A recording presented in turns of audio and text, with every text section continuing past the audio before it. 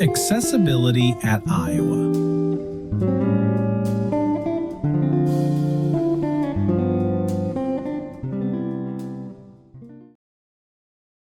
Greetings all, it's Taylor.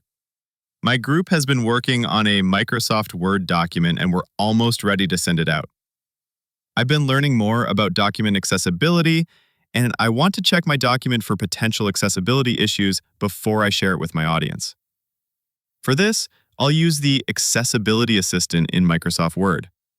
Accessibility Assistant helps me to find and fix accessibility issues in my Word document. It provides explanations for each issue, suggestions for fixing the issue, and learning tips for a deeper understanding. To use the Accessibility Assistant, I open the Review tab in Word and find the Check Accessibility menu in the Review Ribbon's Accessibility group. I select Check Accessibility, and the results of the accessibility check are displayed in the Accessibility Assistant. Accessibility Assistant lets me check issues in any order at any time. For this document, I'm going to start at the top of Accessibility Assistant, where I see a quick fix. Quick fix tells me I have multiple instances of the same issue in my document. In this case, poor color contrast. For some of my readers, insufficient contrast will make it hard or even impossible to distinguish my text from my page background. When I open the quick fix, Accessibility Assistant offers me options for changing the color of my text. I could fix each issue separately, a couple at a time, or all at once. As I review each instance, though, I realize that the low contrast is defined in a style.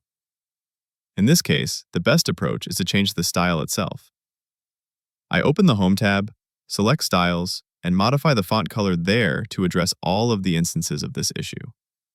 This approach also future-proofs this style in case this document is edited later on. When I'm done, the issues in the quick fix are cleared from the accessibility check. I still have two contrast issues to address. For the first, Accessibility Assistant suggests some predefined font colors. I could also choose a different color from a high contrast color picker, or change my background color, or shading. I'll change the font color for better contrast. The next issue is essentially the same. I select a darker font color for better contrast against the gray background, and when I'm done, all contrast issues are cleared from the accessibility check. Next, I see that I have images with missing alt text. Remember, alt text is descriptive text that is presented by assistive technologies like screen readers when a person can't see an image visually. The first image provides no content or context, so I'll quickly mark it as decorative. The next two images call for detailed descriptions, so I enter those in the respective alt text fields.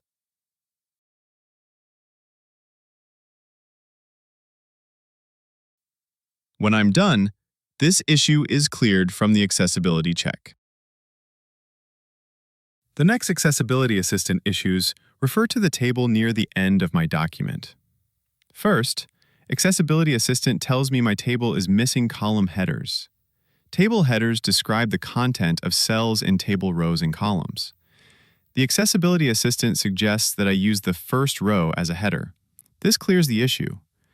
But in this case, Accessibility Assistant doesn't offer a complete fix. This table also uses row headers, and I'll need to set that manually. For that, I open up my Table Design tab. I verify that the header row box is checked and also check the box for first column. Now, this issue is cleared from the accessibility check. For the last active issue, I need to address a row with merged cells. Merged table cells can cause problems for people who use the keyboard to navigate my document. Accessibility Assistant suggests I split the cells. In some situations, that might be the best solution, but in this case, I want to remove the row altogether and replace the content with a Level 2 heading. I copy the content from the merged cell. When I paste the cell content and apply the Level 2 heading, I know it passes contrast because of the issue I fixed earlier. As an added bonus, I can now add this table to the document's table of contents. I come back to the table and make sure the merged row is selected, and then I open the Table Layout tab using the Delete button to delete the row. Now this issue is cleared from the accessibility check. Finally, while they don't apply to this document, Accessibility Assistant includes two additional checks I need to be aware of.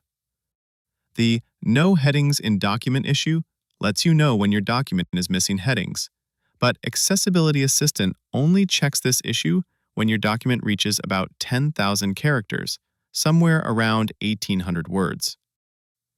In this short document, I can visually check my heading structure by opening the View tab and finding Outline.